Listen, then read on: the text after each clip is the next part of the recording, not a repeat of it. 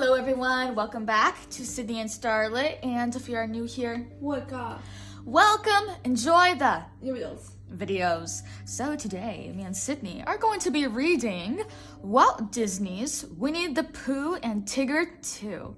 So let's begin.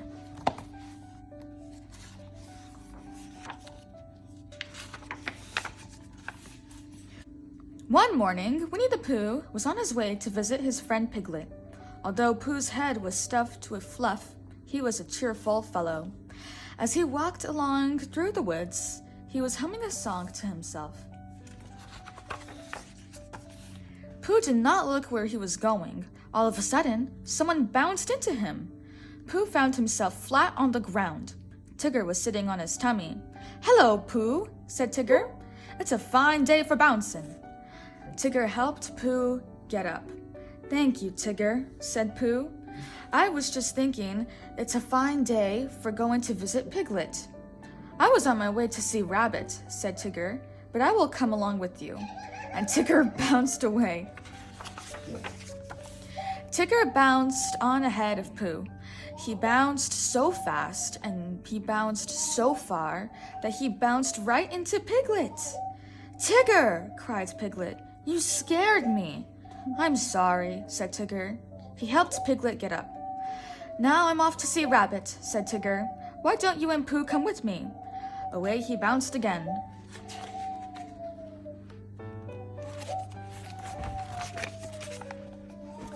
Tigger bounced into Rabbit's garden. Rabbit was busy counting his carrots. Suddenly, Tigger bounced on top of him. "Hello there, Rabbit," said Tigger.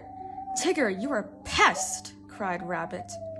When Pooh and Piglet reached the garden, they helped Rabbit to his feet. Rabbit was very angry at Tigger. "Why are you always so bouncy?" he cried.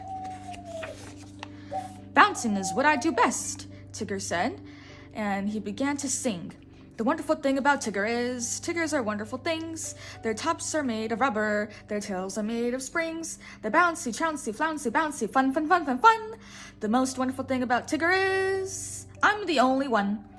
By the time Tigger bounced away, Rabbit's whole garden was ruined. Later that day, Rabbit came up with a splendid idea for unbouncing Tigger. He told Pooh and Piglet about it. "We will take him on a long explore and leave him in the woods," said Rabbit. "When we go back to get him the next morning, Tigger will be not so bouncy." "That is a splendid idea," said Piglet. "What do you think, Pooh?" But Pooh was sitting in a cozy chair, and he had fallen fast asleep. Piglet poked him. "I think it's a splendid idea," said Pooh, after Piglet told him all about it.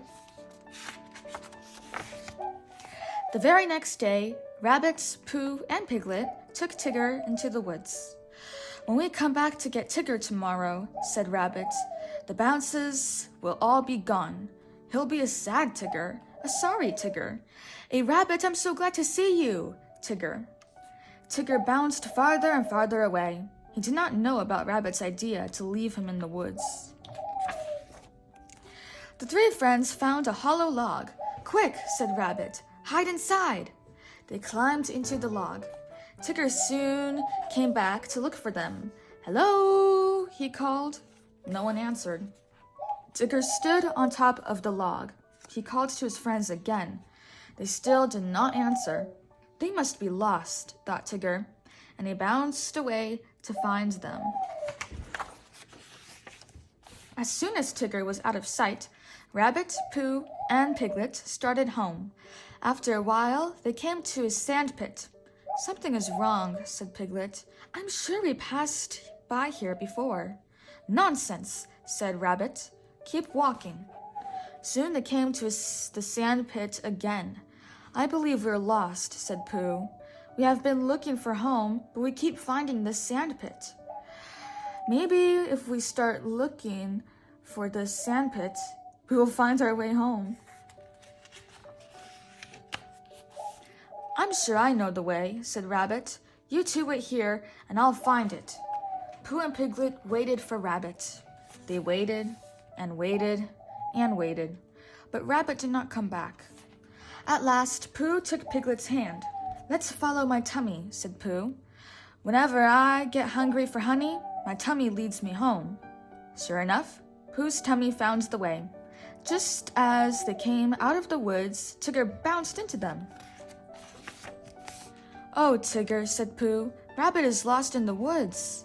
"Tiggers never get lost," said Tigger. "I'll go back to find him." He bounced away.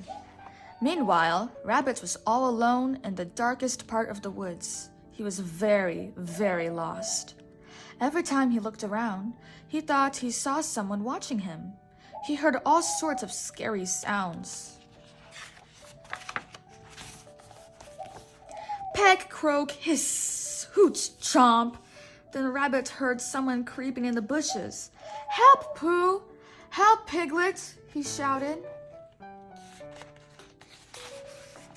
Suddenly, he was bounced to the ground. "Tigger!" Rabbit cried. "I am so glad to see you!" Tigger led Rabbit out of the woods. Poor Rabbit. His splendid idea for unbouncing Tigger had not worked out very well. Bright and early the very next morning, Tigger went to Kanga's house. Kanga was busily sweeping the yard. "May I take Roo for a walk with me?" asked Tigger. "Of course, dear," said Kanga.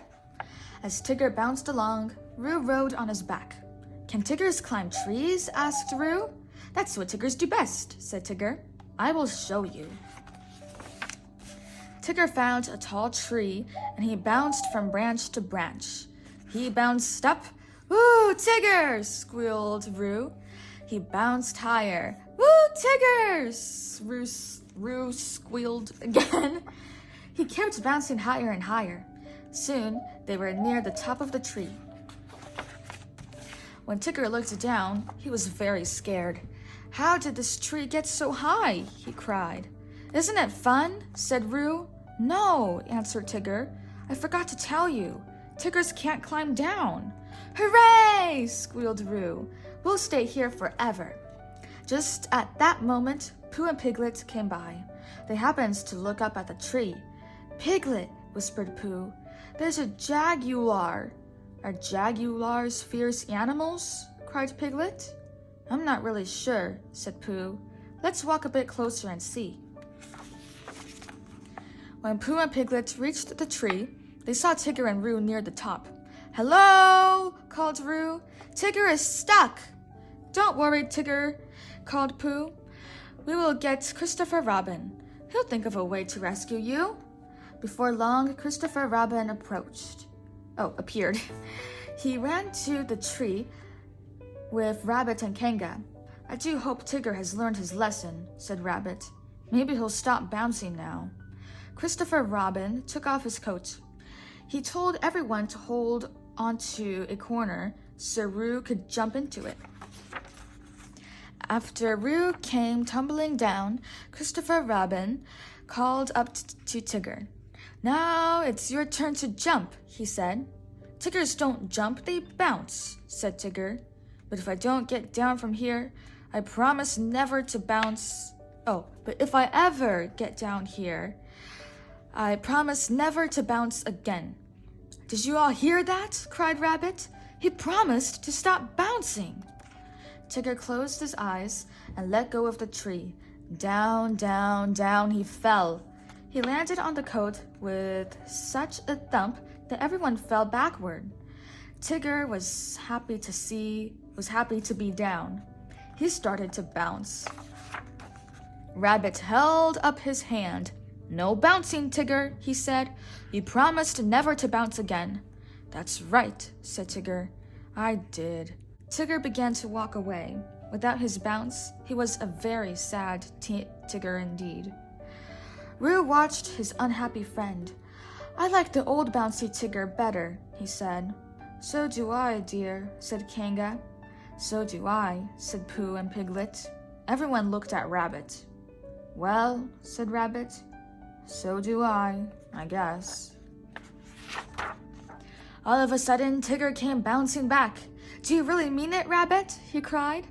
"May I have my bounce back?" "Yes," said Rabbit, "I really mean it." "Hooray!" said Tigger, and off he bounced.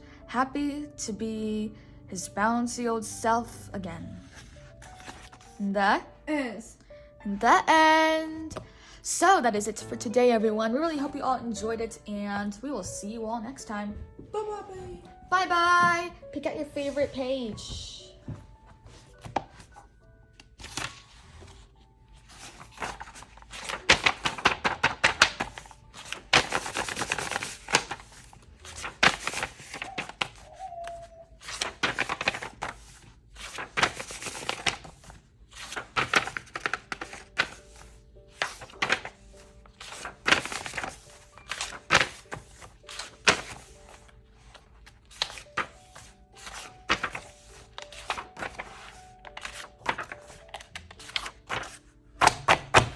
It's a very good page. Who's your favorite character?